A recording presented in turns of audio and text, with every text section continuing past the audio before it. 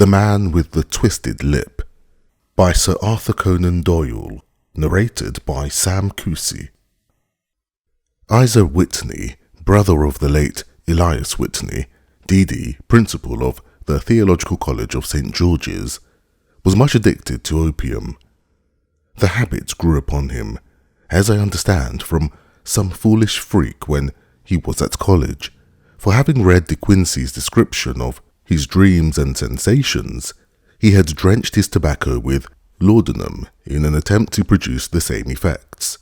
He found, as so many more have done, that the practice is easier to attain than to get rid of, and for many years he continued to be a slave to the drug, an object of mingled horror and pity to his friends and relatives. I can see him now with a yellow, pasty face, drooping lids and pinpoint pupils, all huddled in a chair, the wreck and ruin of a noble man. One night, it was in June, 89, there came a ring to my bell, about the hour when a man gives his first yawn and glances at the clock. I sat up in my chair, and my wife laid her needlework down in her lap and made a little face of disappointment. "A patient," said she. "You have to go out." I groaned, for I was newly come back from a weary day. We heard the door open, a few hurried words, and then quick steps upon the linoleum. Our own door flew open, and a lady, clad in some dark-coloured stuff, with a black veil, entered the room. "You will excuse my calling so late," she began, and then, suddenly losing her self-control, she ran forward, threw her arms about my wife's neck, and sobbed upon her shoulder. "Oh, I'm in such trouble," she cried. "I do so want a little help." "Why," said my wife, pulling up her veil, "it is Kate Whitney." "How you startled me, Kate. I had not an idea who you were when you came in. I didn't know what to do, so I came straight to you." That was always the way. Folk who were in grief came to my wife like birds to a lighthouse. "It was very sweet of you to come. Now you must have some wine and water, and sit here comfortably and tell us all about it. Or should you rather that I sent James off to bed?" "Oh, no. I want the doctor's advice and help too. It's about Isa. He has not been home for 2 days. I am so frightened about him." It was not the first time that she had spoken to us of her husband's trouble, to me as a doctor, to my wife as an old friend and school companion. We soothed and comforted her by words as we could find. Did she know where her husband was? Was it possible that we could bring him back to her? It seems that it was. She had the surest information that of late he had, when the fit was on him, made use of an opium den in the farthest east of the city. Hitherto his orgies had always been confined to one day, and he had come back, twitching and shattered, in the evening.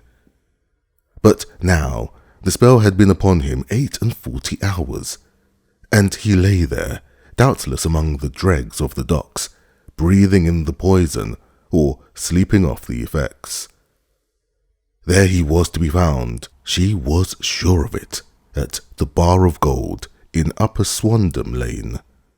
But what was she to do? How could she, a young and timid woman, make her way into such a place and pluck her husband out from among the ruffians who surrounded him?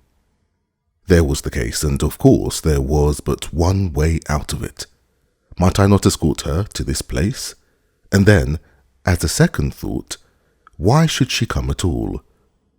I was Isa Whitney's medical adviser, and as such I had influence over him.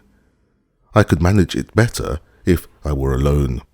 I promised her on my word that I would send him home in a cab within 2 hours if he were indeed at the address which she had given me.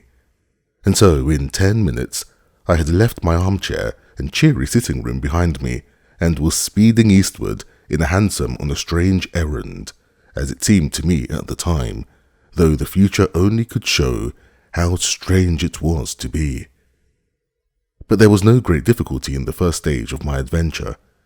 Upper Swandam Lane is a vile alley lurking behind the high wharves, which line the north side of the river to the east side of London Bridge. Between a slop shop and a gin shop, approached by a steep flight of steps leading down to a black gap like the mouth of a cave, I found the den of which I was in search. Ordering my cab to wait, I passed down the steps, worn hollow in the centre by the ceaseless tread of drunken feet, and by the light of a flickering oil lamp above the door, I found the latch and made my way into a long, low room, thick and heavy with the brown opium smoke and terraced with wooden berths like the forecastle of an emigrant's ship. Through the gloom, one could dimly catch a glimpse of bodies lying in strange, fantastic poses, bowed shoulders, bent knees, heads thrown back, and chins pointing upward, with here and there a dark, lacklustre eye turned upon the newcomer. Out of the black shadows there glimmered little red circles of light, now bright, now faint, as the burning poison waxed or waned in the bowls of the metal pipes. The most lay silent, but some muttered to themselves, and others talked together in a strange, low, monotonous voice, their conversation coming in gushes and then suddenly tailing off into silence, each mumbling out his own thoughts and paying little heed to the words of his neighbour. At the farther end was a small brazier of burning charcoal, beside which, on a three-legged wooden stool, there sat a tall, thin old man with his jaw resting upon his two fists and his elbows upon his knees, staring into the fire. As I entered, a sallow Malay attendant had hurried up with a pipe for me and a supply of the drug, beckoning me to an empty berth. "Thank you. I have not come to stay," said I. "There is a friend of mine here, Mr. Isa Whitney, and I wish to speak to him."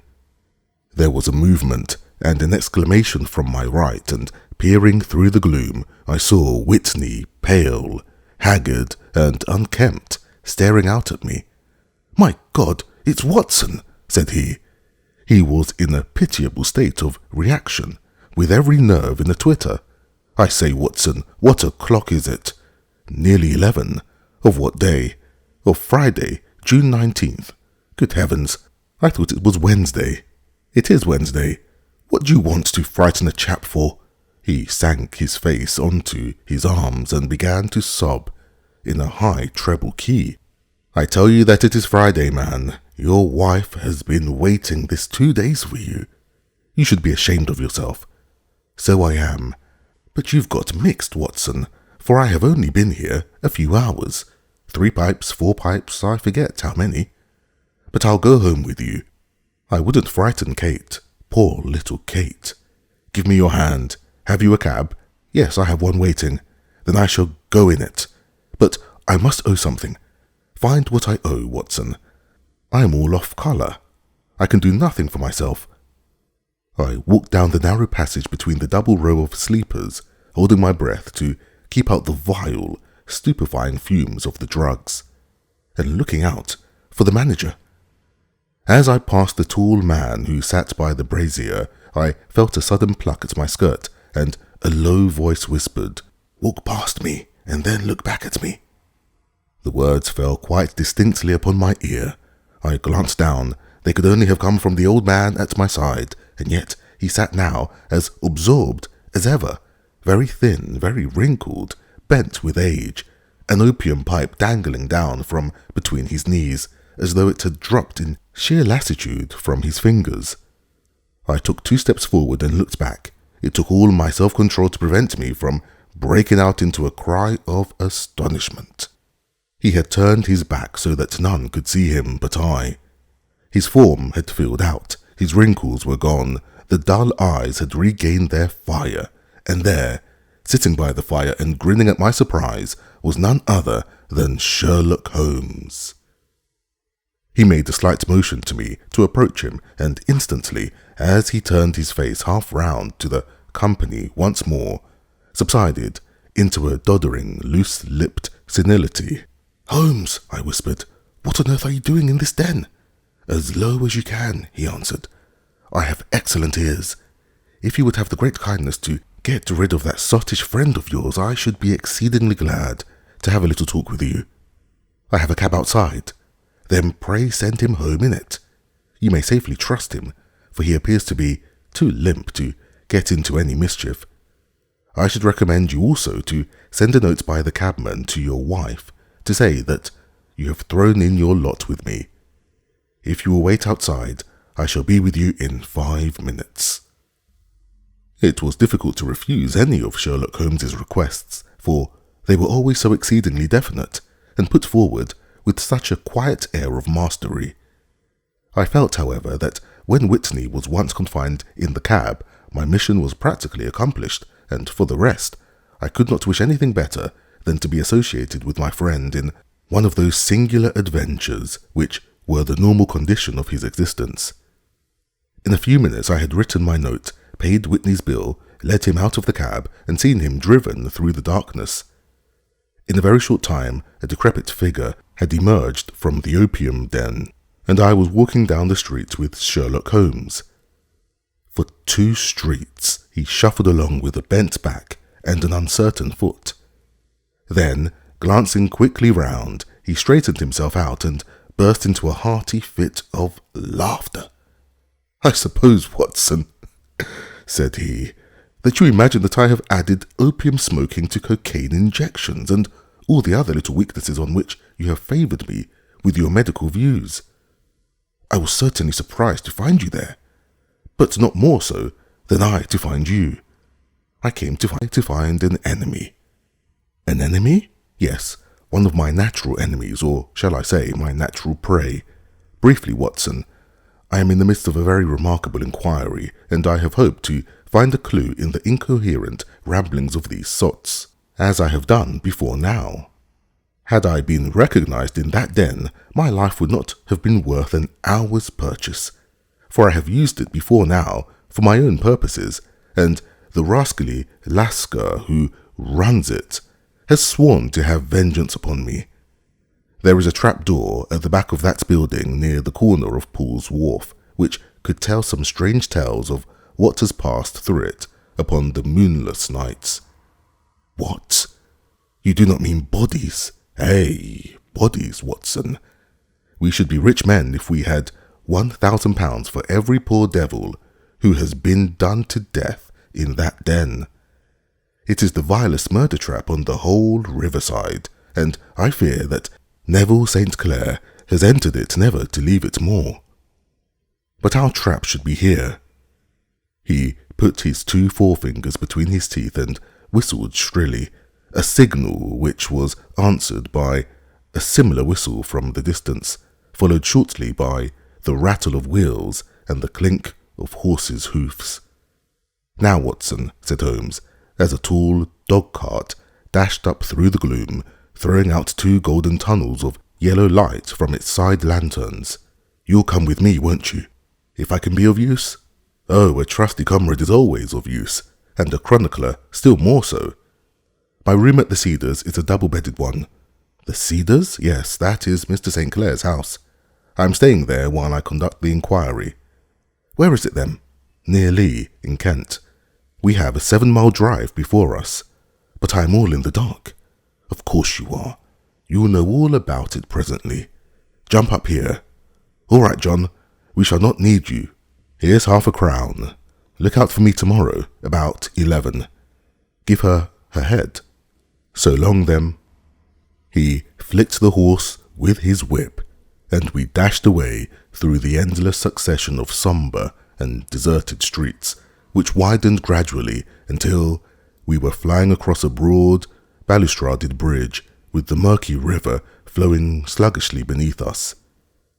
Beyond lay another dull wilderness of bricks and mortar, its silence broken only by the heavy, regular footfall of policemen or the songs and shouts of some belated party of revellers.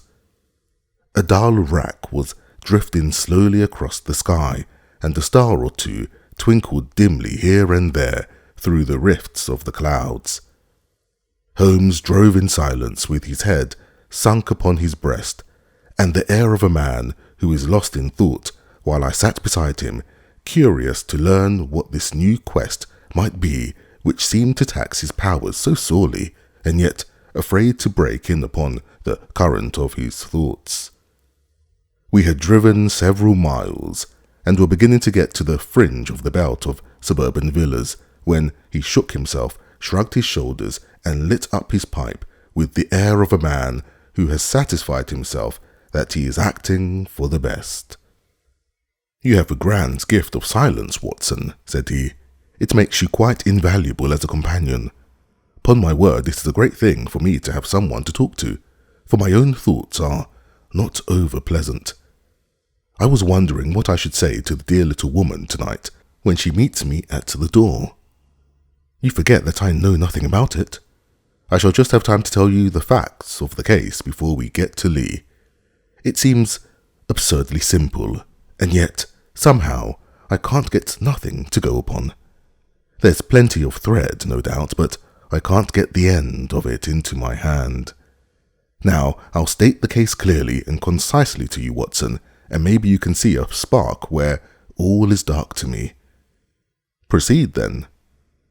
"Some years ago, to be definite, in May 1884, there came to Lee a gentleman, Neville St. Clair by name, who appeared to have plenty of money.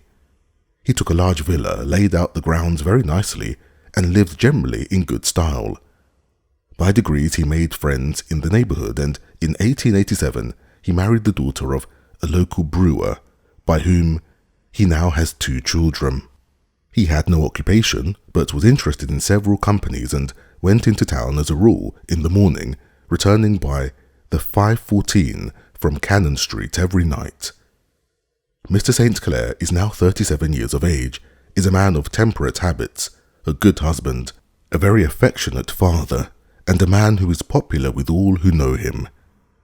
I may add that his whole debts at the present moment, as far as we have been able to ascertain, amount to £88.10, while he has £220 standing to his credit in the Capital and Counties Bank. There is no reason, therefore, to think that money troubles have been weighing upon his mind.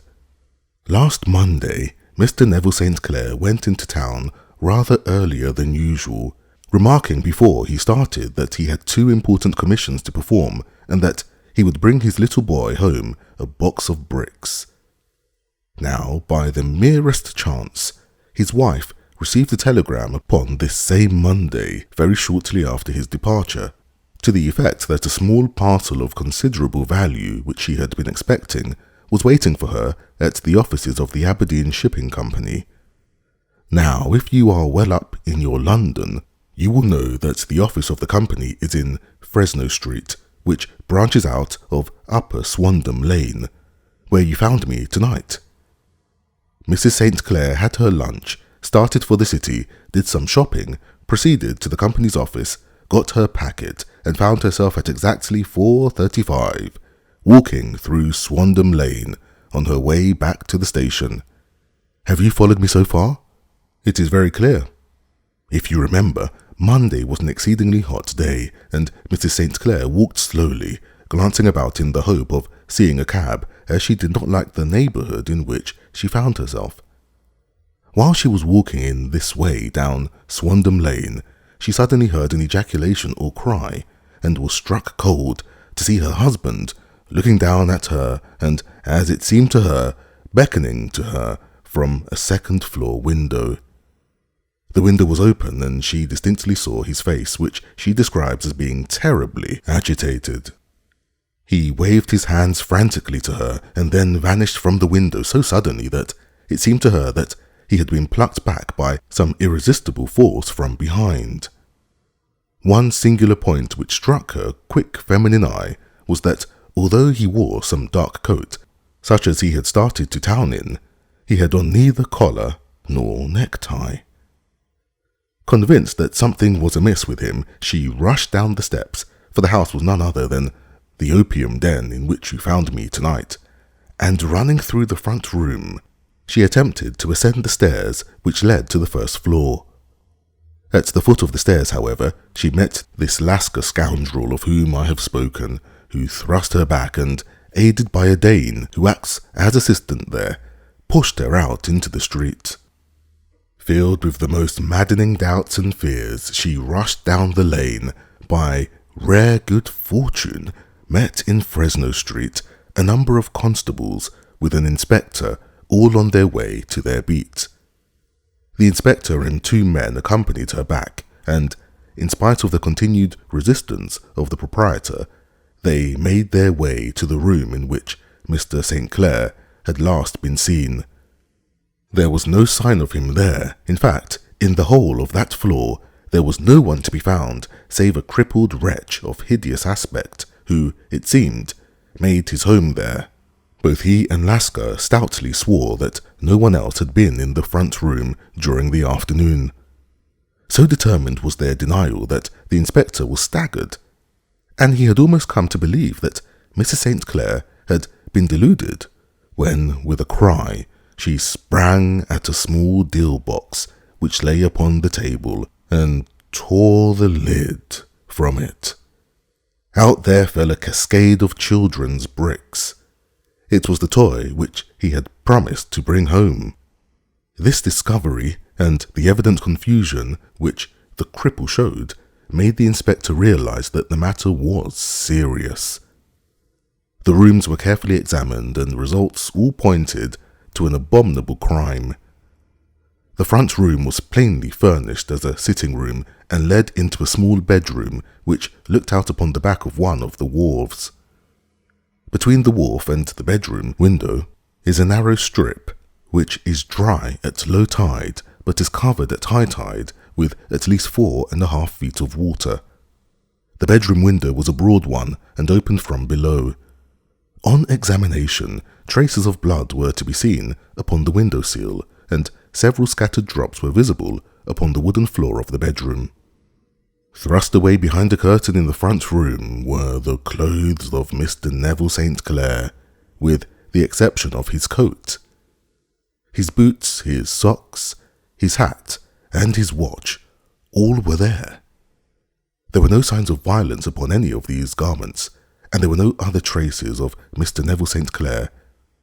Out of the window he must apparently have gone, for no other exit could be discovered, and the ominous bloodstains upon the sill gave little promise that he could save himself by swimming, for the tide was at its very highest at the moment of the tragedy.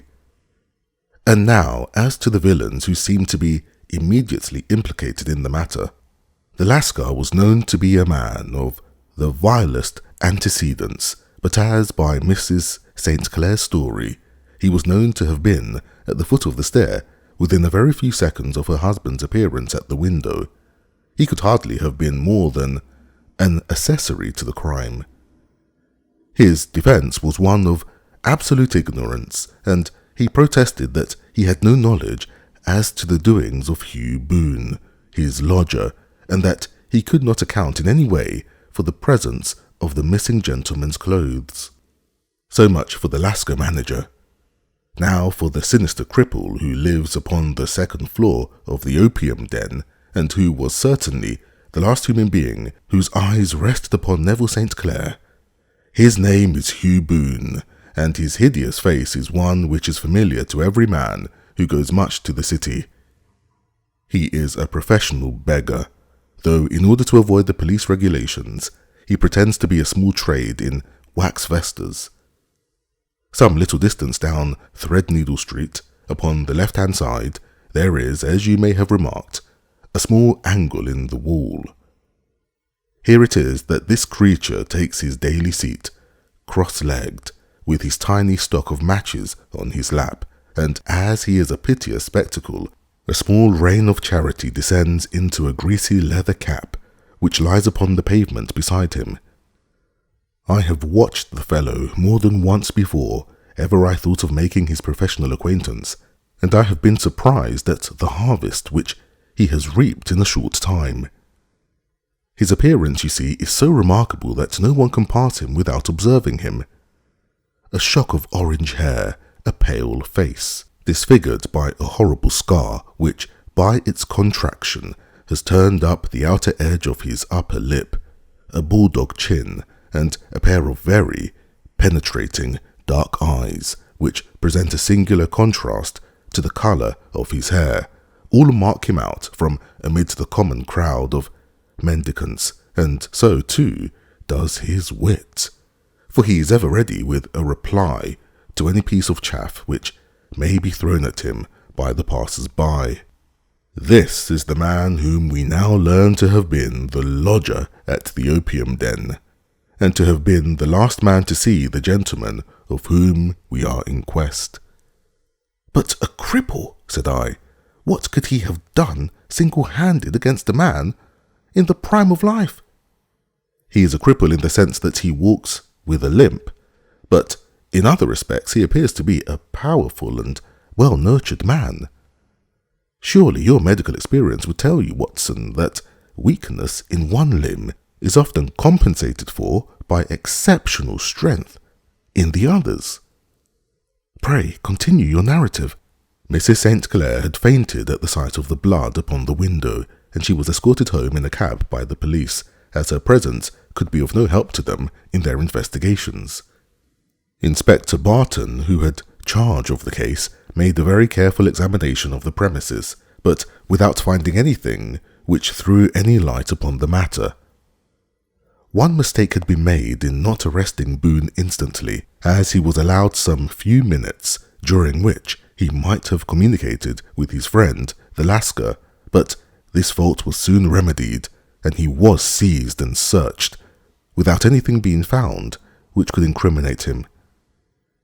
There were, it is true, some bloodstains upon his right shirt sleeve, but he pointed to his ring finger, which had been cut near the nail, and explained that the bleeding came from there, adding that he had been to the window not long before, and that the stains which had been observed there came doubtless from the same source. He denied strenuously having ever seen Mr. Neville St. Clair, and swore that the presence of the clothes in his room was as much a mystery to him as to the police. As to Mrs. St. Clair's assertion that she had actually seen her husband at the window, he declared that she must have been either mad or dreaming. He was removed, loudly protesting, to the police station, while the inspector remained upon the premises in the hope that the ebbing tide might afford some fresh clue. And it did, though they hardly found upon the mud bank what they had feared to find. It was Neville St. Clair's coat, and not Neville St. Clair, which lay uncovered as the tide receded. And what do you think they found in the pockets? I cannot imagine. No, I think you would guess.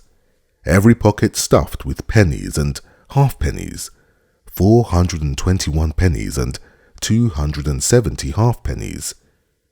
It was no wonder that it had not been swept away by the tide. But a human body is a different matter. There is a fierce eddy between the wharf and the house.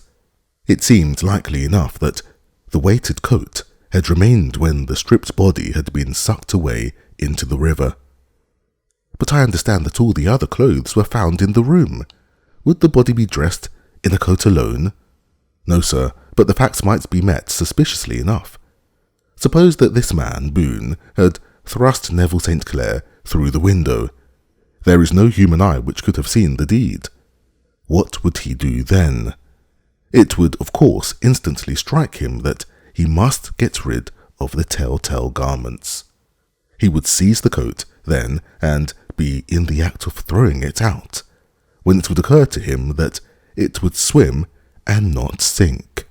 He has little time, for he has heard the scuffle downstairs when the wife tried to force her way up, and perhaps he has already heard from his Lascar confederate that the police are hurrying up the street. There is not an instant to be lost.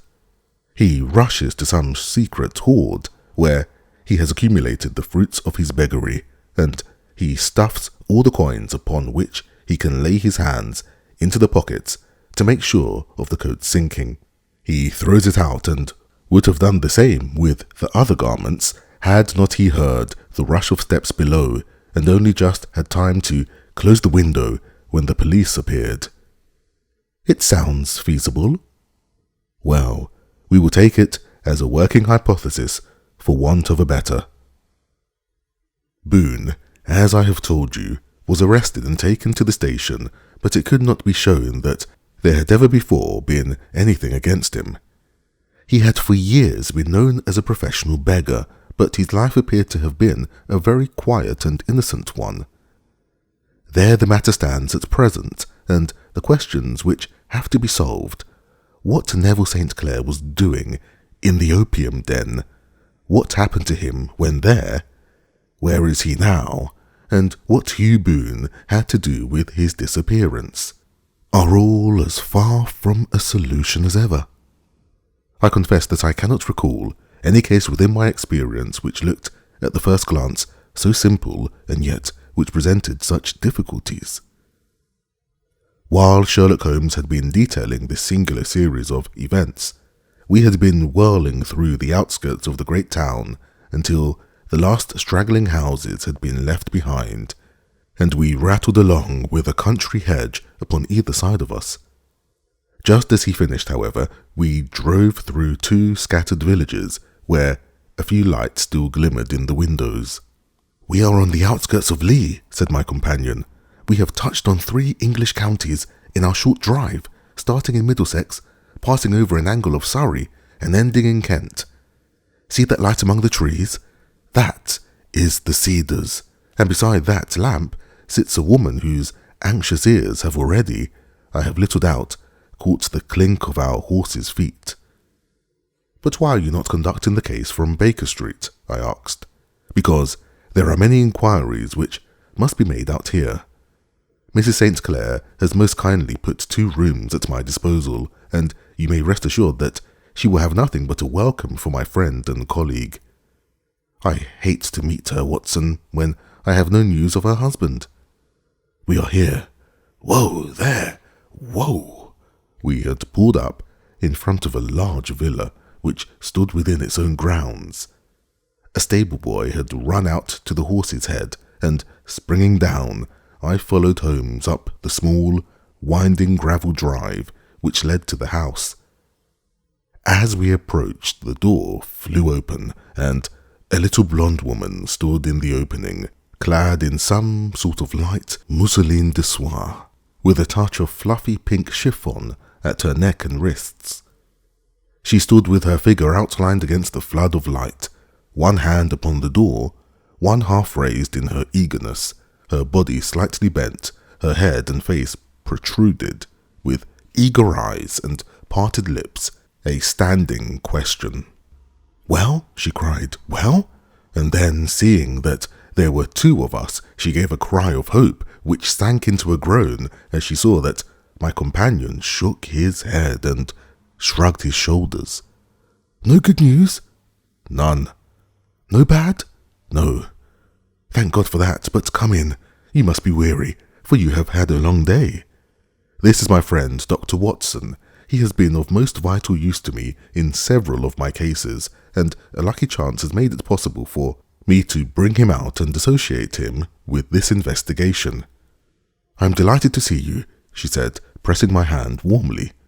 "You will, I am sure, forgive anything that may be wanting in our arrangements when you consider the blow which has come so suddenly upon us." "My dear madam," said I am an old campaigner, and if I were not, I can very well see that no apology is needed. If I can be of any assistance, either to you or to my friend here, I shall be indeed happy." "Now, Mr. Sherlock Holmes," said the lady as we entered a well-lit dining room, upon the table of which a cold supper had been laid out, "I should very much like to ask you 1 or 2 plain questions, to which I beg that you will give a plain answer." "Certainly, madam." "Do not trouble about my feelings. I am not hysterical, nor given to fainting. I simply wish to hear your real opinion." "Upon what point?" "In your heart of hearts, do you think that Neville is alive?" Sherlock Holmes seemed to be embarrassed by the question. "Frankly now," she replied, standing upon the rug and looking keenly down at him as he leaned back in a basket chair. "Frankly then, madame, I do not." "You think that he is dead?" "I do." "Murdered?" "I don't say that. Perhaps." And on what day did he meet his death? On Monday. Then perhaps, Mr. Holmes, you will be good enough to explain how it is that I have received a letter from him today. Sherlock Holmes sprang out of his chair as if he had been galvanized. What? He roared. Yes, today. She stood smiling, holding up a little slip of paper in the air. May I see it? Certainly. He snatched it from her in his eagerness, and smoothing it out upon the table, he drew over the lamp and examined it intently. I had left my chair and was gazing at it over his shoulder. The envelope was a very coarse one, and was stamped with the Gravesend postmark, and was the date of that very day, or rather of the day before, for it was considerably after midnight. Coarse writing, murmured Holmes. Surely, this is not your husband's writing, madam. No, but the enclosure is. I perceive also that whoever addressed the envelope had to go and inquire as to the address. How can you tell that? The name, you see, is in perfectly black ink, which has dried itself. The rest is of the greyish colour, which shows that blotting paper has been used. If it had been written straight off and then blotted, none would be of a deep black shade. This man has written the name, and there has been a pause before he wrote the address, which can only mean that he was not familiar with it. It is, of course, a trifle, but there is nothing so important as trifles. Let us now see the letter. There has been an enclosure here. Yes, there was a ring, his signet ring. And you are sure that this is your husband's hand? One of his hands? One? His hand when he wrote hurriedly. It is very unlike his usual writing, and yet I know it well. Dearest, do not be frightened. All will come well. There is a huge error which it may take some little time to rectify. Wait in patience. Neville. Written in pencil upon the fly-leaf of a book. Octavo size. No watermark. Posted today in Gravesend by a man with a dirty thumb. And the flap has been gummed, if I am not very much in error, by a person who had been chewing tobacco. And you have no doubt that it is your husband's hand, madam? None. Neville wrote those words, and they were posted today at Gravesend. Well, Mrs. St. Clair, the clouds lighten, though I should not venture to say that the danger is over. But he must be alive, Mr. Holmes, unless this is a clever forgery to put us on the wrong scent. The ring, after all, proves nothing. It may have been taken from him. No, it is his very own writing. Very well. It may, however, have been written on Monday and only posted today. That is possible. If so, much may have happened between. Oh, you must not discourage me, Mr. Holmes. I know that all is well with him. There is so keen a sympathy between us that I should know if evil came upon him. On the very day that I saw him last, he cut himself in the bedroom, and yet I, in the dining room, rushed upstairs instantly, with the utmost certainty that something had happened. Do you think that I would respond to such a trifle, and yet be ignorant of his death? I have seen too much not to know that the impression of a woman may be more valuable than the conclusion of an analytical reasoner. And in this letter, you certainly have a very strong piece of evidence to corroborate your view. But if your husband is alive and able to write letters, why should he remain away from you? I cannot imagine. It is unthinkable. And on Monday he made no remarks before leaving you. No, and you were surprised to see him in Swandam Lane. Very much so. Was the window open? Yes. Then he might have called you. He might. He only, as I understand, gave an inarticulate cry. Yes. A call for help, you thought. Yes. He waved his hands.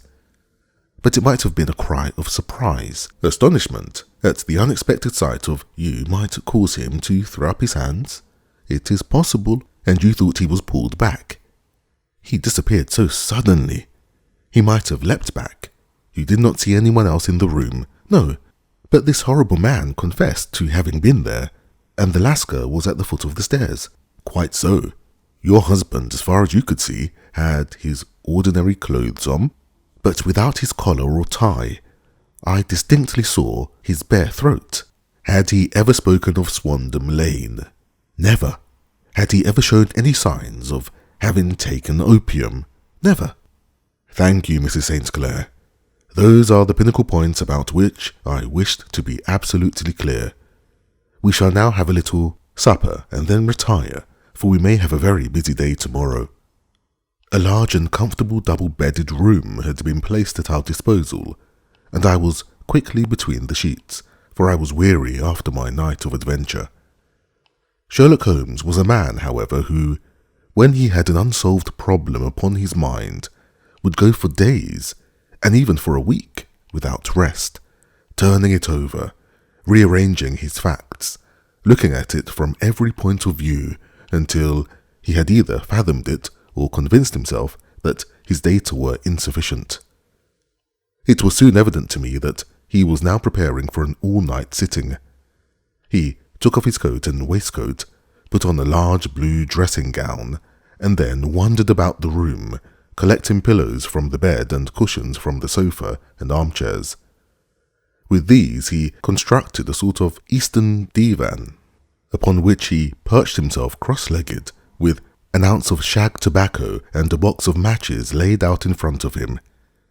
In the dim light of the lamp, I saw him sitting there, an old briar pipe between his lips, his eyes fixed vacantly upon the corner of the ceiling, the blue smoke curling up from him, silent, motionless, with the light shining upon his strong-set, aquiline features.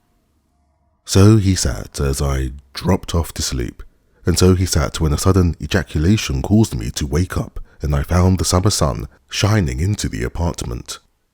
The pipe was still between his lips, the smoke still curled upward, and the room was full of a dense tobacco haze, but nothing remained of the heap of shag which I had seen upon the previous night.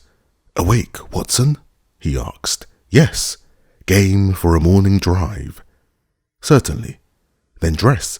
No one is stirring yet, but I know where the stable boy sleeps, and we shall soon have the trap out." He chuckled to himself as he spoke.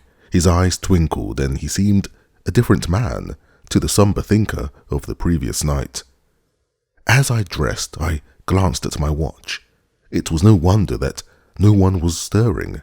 It was 25 minutes past 4. I had hardly finished when Holmes returned with the news that the boy was putting in the horse. "I want to test a little theory of mine," said he, pulling on his boots. "I think, Watson, that you are now standing in the presence of one of the most absolute fools in Europe.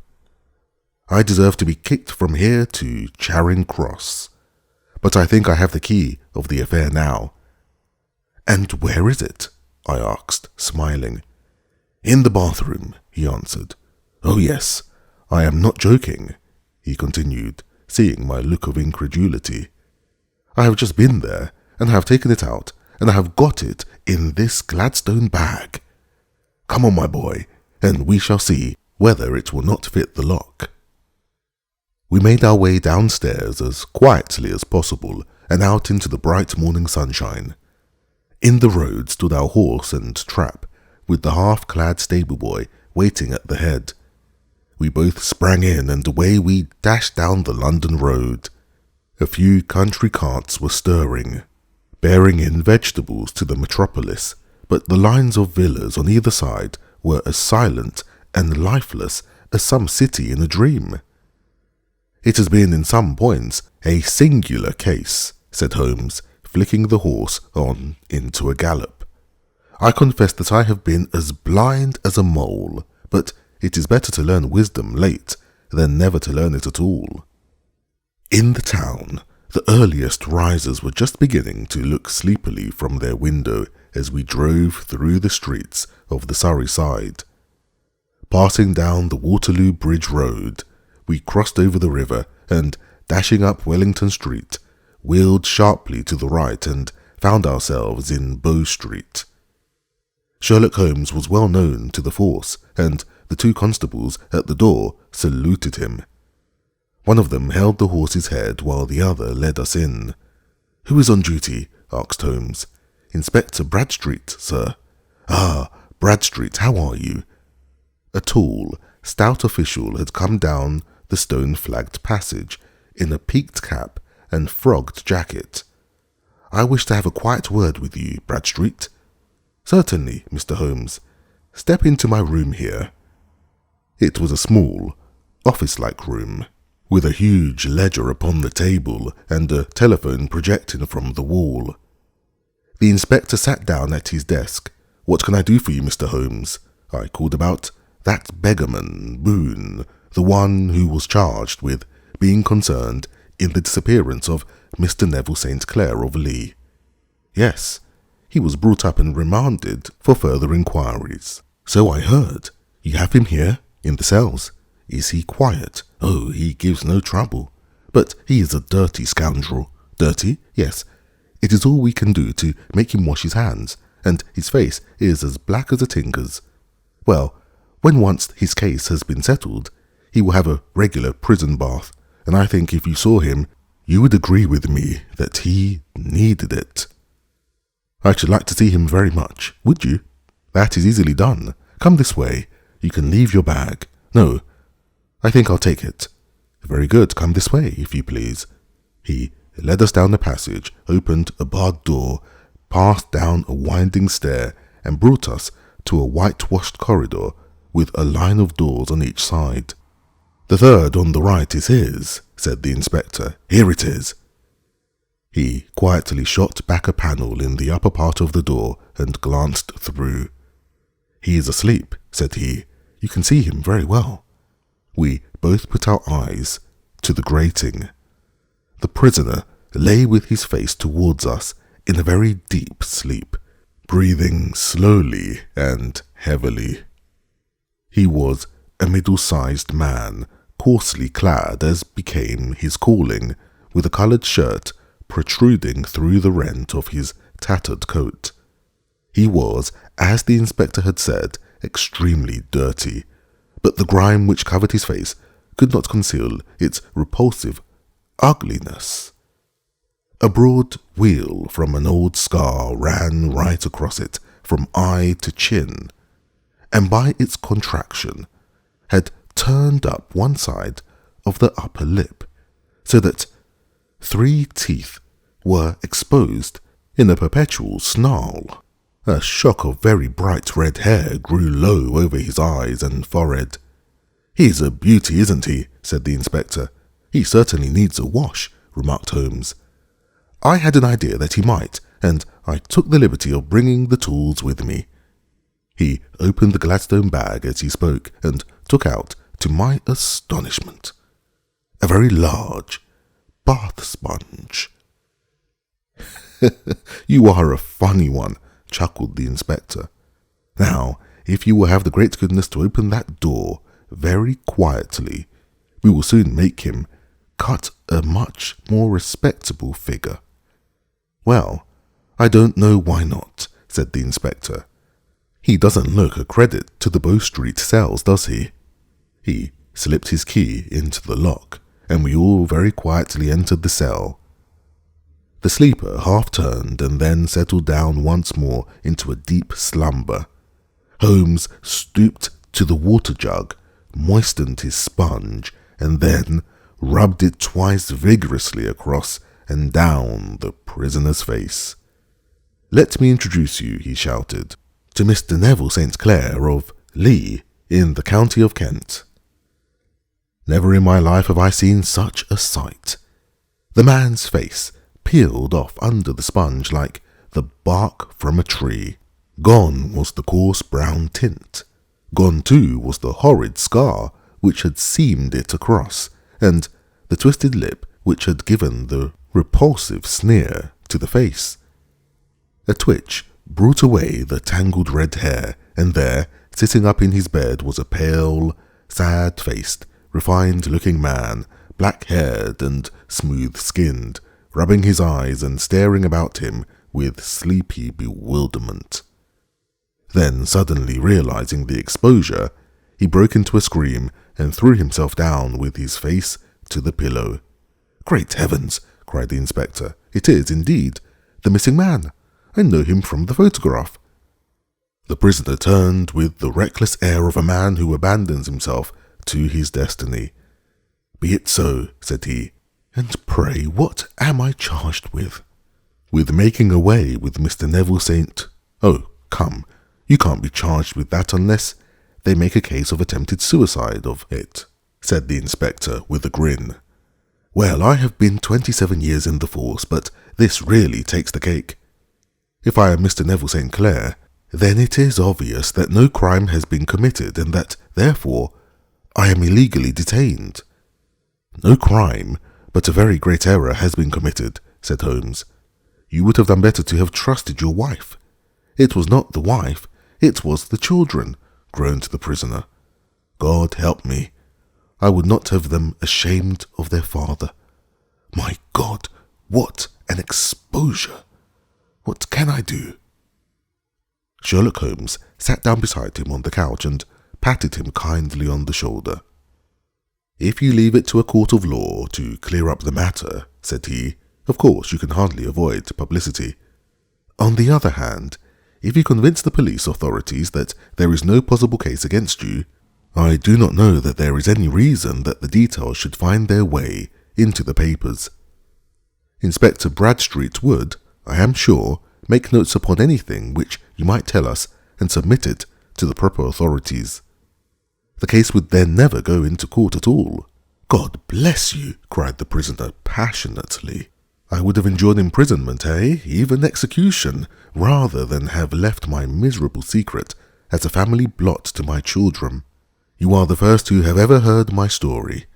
My father was a schoolmaster in Chesterfield, where I received an excellent education. I travelled in my youth, took to the stage, and finally became a reporter on an evening paper in London. One day, my editor wished to have a series of articles upon begging in the metropolis, and I volunteered to supply them. There was the point from which all my adventures started. It was only by trying begging as an amateur that I could get the facts upon which to base my articles. When an actor, I had, of course, learned all the secrets of making up and had been famous in the green room for my skill. I took advantage now of my attainments. I painted my face, and to make myself as pitiable as possible, I made a good scar and fixed one side of my lip in a twist by the aid of a small slip of flesh-coloured plaster. Then, with a red head of hair and an appropriate dress, I took my station in the business part of the city, ostensibly as a match seller, but really as a beggar. For 7 hours I plied my trade, and when I returned home in the evening, I found to my surprise that I had received no less than 26 shillings and 4 pence. I wrote my articles and thought little of the matter until some time later. I backed a bill for a friend and had a writ served upon me for £25. I was at my wit's end where to get the money, but a sudden idea came to me.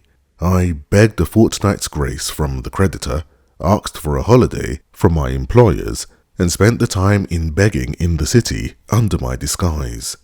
In 10 days I had the money and had paid the debt. Well, you can imagine how hard it was to settle down to arduous work at £2 a week, when I knew that I could earn as much in a day by smearing my face with a little paint, laying my cap on the ground and sitting still. It was a long fight between my pride and the money, but the dollars won at last, and I threw up reporting and sat day after day in the corner which I had first chosen, inspiring pity by my ghastly face and filling my pockets with coppers. Only one man knew my secret.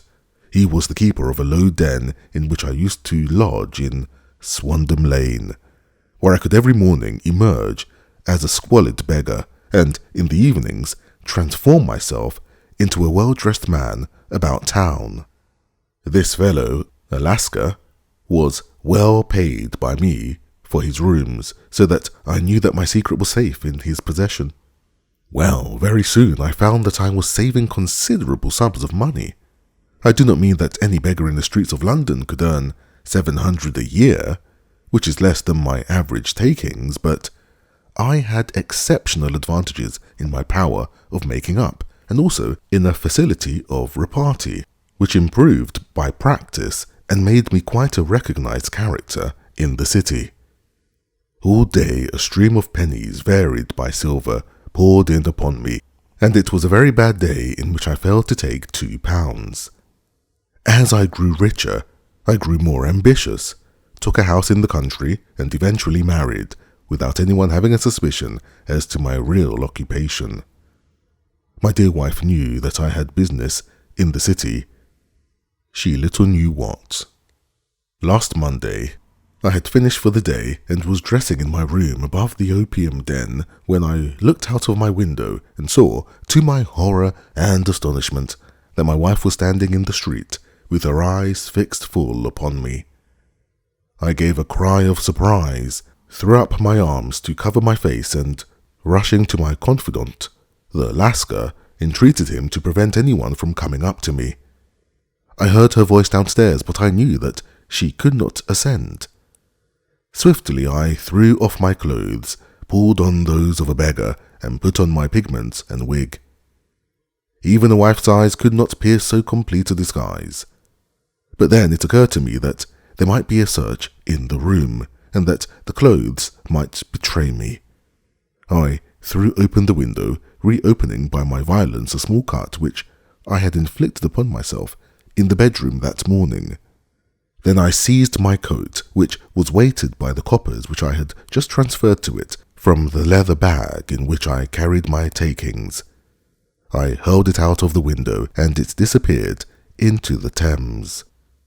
The other clothes would have followed, but at that moment there was a rush of constables up the stair, and a few minutes later I found, rather I confess, to my relief, that instead of being identified as Mr. Neville St. Clair, I was arrested as his murderer. I do not know that there is anything else for me to explain. I was determined to preserve my disguise as long as possible, and hence my preference for a dirty face, knowing that my wife would be terribly anxious. I slipped off my ring and confided it to the Lascar at a moment when no constable was watching me, together with a hurried scrawl, telling her that she had no cause to fear. "That note only reached her yesterday," said Holmes. "Good God! What a week she must have spent." "The police have watched this Lascar," said Inspector Bradstreet, "and I can quite understand that he might find it difficult to post a letter unobserved. Probably he handed it to some sailor customer of his who forgot all about it for some days." "That was it," said Holmes, nodding approvingly. "I have no doubt of it. But have you never been prosecuted for begging?" "Many times. But what was a fine to me?" "It must stop here, however," said Bradstreet. "If the police are to hush this thing up, there must be no more of Hugh Boone. I have sworn it by the most solemn oaths which a man can take. In that case, I think that it is probable that no further steps may be taken. But if you are found again, then all must come out. I am sure, Mr. Holmes, that we are very much indebted to you for having cleared the matter up. I wish I knew how you reach your results." "I reached this one," said my friend, "by sitting upon 5 pillows and consuming an ounce of shag. I think, Watson, that if we drive to Baker Street, we shall just be in time for breakfast."